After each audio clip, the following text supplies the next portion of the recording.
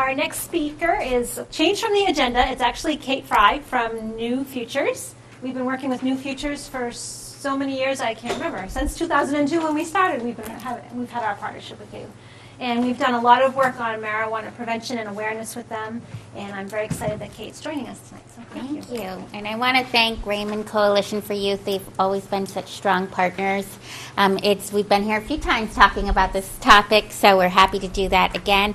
I'd also like to introduce Katie Foster here, who is our Community Engagement Coordinator. If you want to become involved with New Futures in any capacity, whether it's through the substance use disorder policy work we do, or health access, or early childhood, please connect with Katie. We have a lot of great information. There are packets here, and I also have some other handouts, the slides I'm going to go over today, as well as a really good article about how to talk to your teens about marijuana.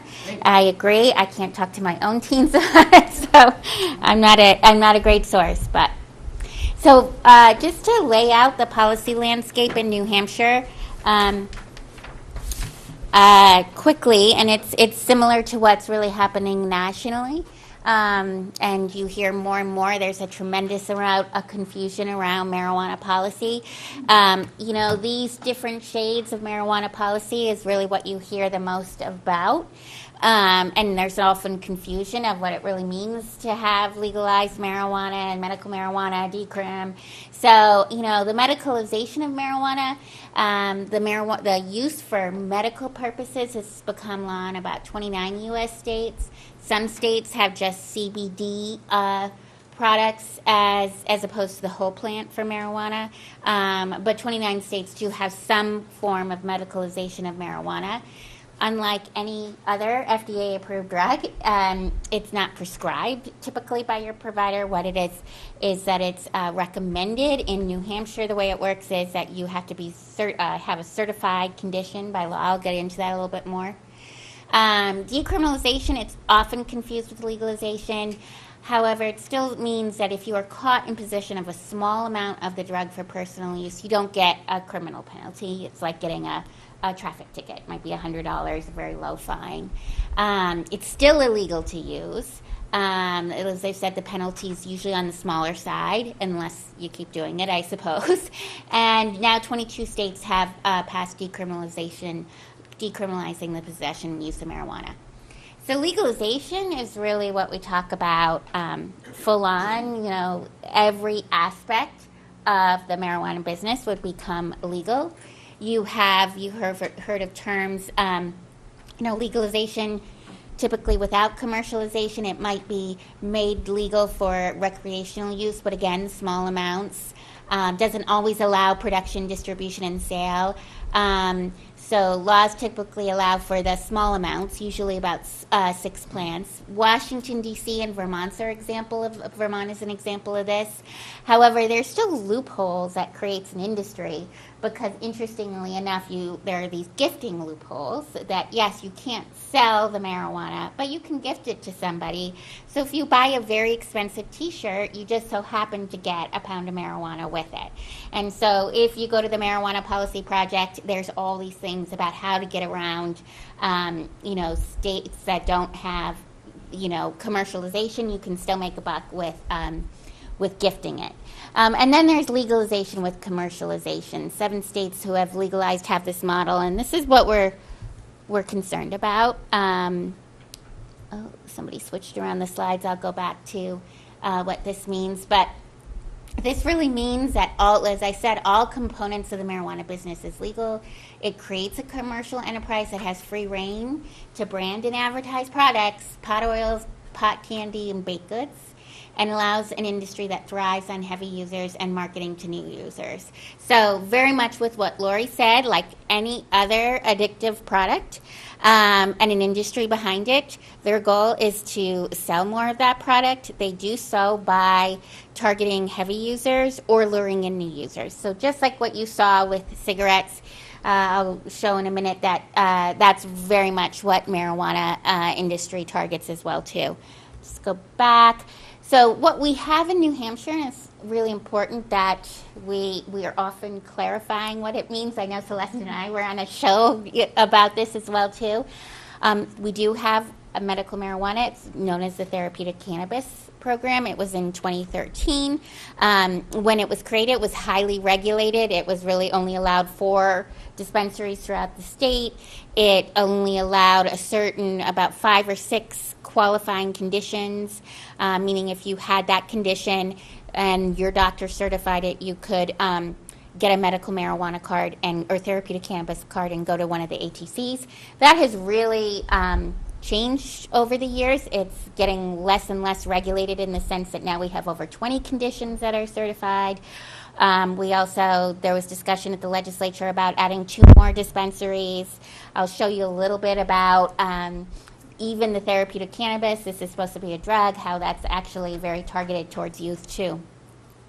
New Hampshire has decriminalized marijuana. We were one of the last states in New England to do so.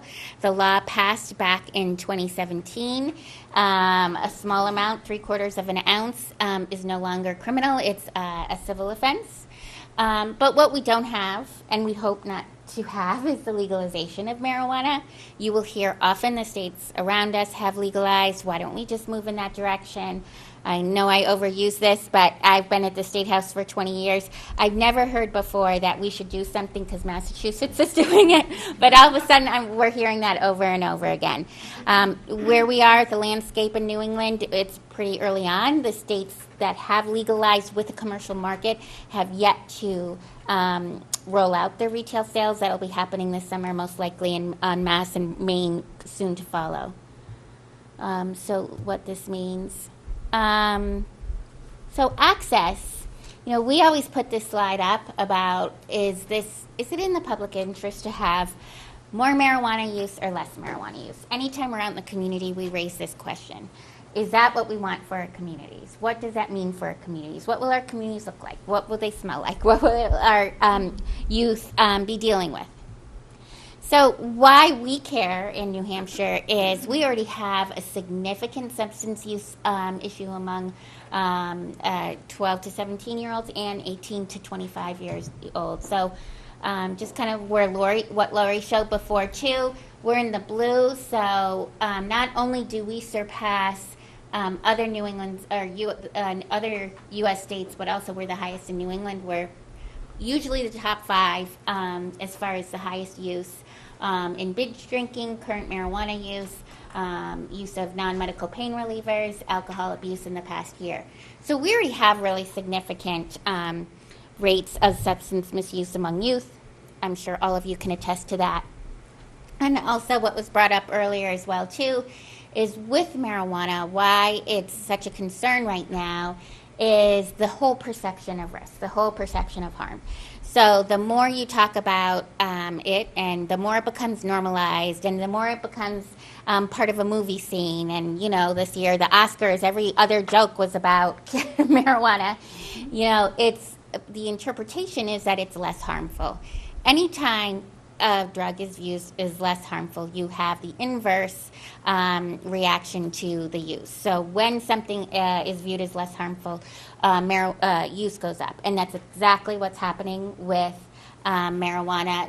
Not only in New Hampshire but everywhere in the United States, because more and more it's being normalized, and I think Lori did a great job showing that as well too. Well, plus we talk about it as medicine now. Yes, right. It's medicine. Yes, it must be. It must be good for you. There must be something good right. about it. Cures cancer. We hear a lot of confusion around that. So this slide is scary to us because this is really about the perception of harm for marijuana. The questions posed is, do New Hampshire youth, young adults, think marijuana is harmful? So we have the lowest perception of harm, and that's not a good thing. Means our youth view it less harmful than any other youth in any other state, even states that have legalized. So we are walking into this situation already behind the game because this is what we're dealing with the perception of harm. I like to show this too, and a little bit what Lori touched on too, is that prevention does work. Absolutely, it does work. We're really seeing a lot of headway, especially with cigarettes in other areas. But then things like Celeste said earlier, other things pop up. Alcohol use and absolutely marijuana use and vaping. So right where we think we can make some action on some of these, on some misuse. If with marijuana, this shows you that we've really stayed significantly the same, if not maybe even increased, when every other product is decreasing the misuse. So this is important to talk about too, as far as the potency of the product. And we have heard a lot and seen a lot of the movies from the 60s and 70s, and people smoking a joint, and when it was popular in the 60s and 70s to do. When we're talking about the product itself, there are two significant products, or two significant components of marijuana. One is CBD, which is more the medical side of it, that has been approved in limited cases with the FDA to be used for medical purposes. But THC is really the psychoactive ingredient. That's also the addictive ingredient. And so when we talked about marijuana in 1965, that was maybe 3% THC. The amount of THC in products now can be as high as 99%. And most of the time, it's through these edible products. In states that have legalized in Colorado, really under 50% of the market is really the green leaf smokable kind. It's really a whole new generation of products that look a lot like this. Look like a Kit Kat bar, look like lollipops, look like fruit chews and ice cream. And these are all marketed towards, as we probably can figure out, towards kids, because you're luring in a new market. Any state that has legalized is still and commercialized has really struggled with this issue. Colorado, it was the Wild West, and literally, and so really, and they had no standard at all, and didn't really have any restrictions on marketing. They pulled that back a little bit. Other states, though, they still, even though they may have more regulation, it's very hard to work with the industry lobbyists to say, okay, if you want to have edible products, have it in brown paper. It's not working. This is what these products are looking like. It's also a concern for poisoning, and I've been wanting to ask Lori this question, and I will after this, is, states that have legalized saw a huge spike in poisonings in emergency room department visits from these edible products. They look like candy. Kids get into them. They're not locked up. There's all these things that can happen from that. We are not there yet. However, when we talk about, this is interesting, is, we don't have legalized marijuana, but we do have a therapeutic cannabis program that right now, under rules, even though they have restrictions on advertising, they have Facebook pages, they have Instagrams that anybody can go onto, any kid can go onto. We're actually challenging that with the Department of Health and Human Services and making them make those changes in their rules the next time around. But these are really ads from Sanctuary ATC, Banana Bread brand, Gorilla Bomb, edibles, peanut butter cups, mints, and you can tell with these products, THC, 23, 21%, pretty high, pretty significant rates of THC.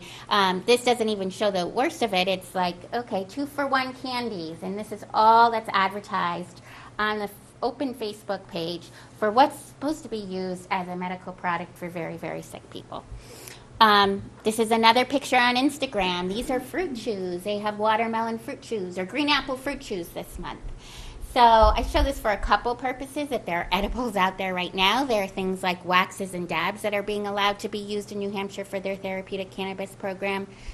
Many people may want that product, but to advertise it so openly through social media, we all know the reason behind that is to really, make that product intriguing and enticing to kids.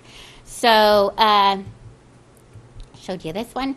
So, it is something we need to be concerned about. Even the presentation title, I struggle a little bit with the term gateway.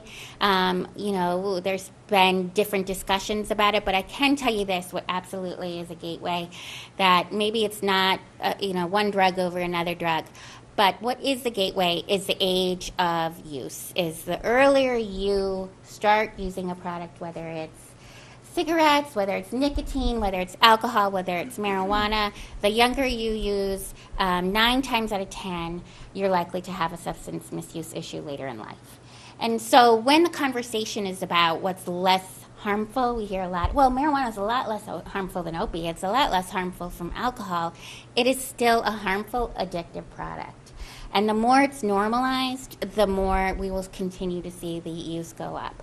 So we worked actively on a campaign, and we will keep working on a campaign to oppose marijuana legalization in the state. Katie, if you're interested in participating, go see Katie. She can sign you up for any different type of role or any kind of involvement with New Futures.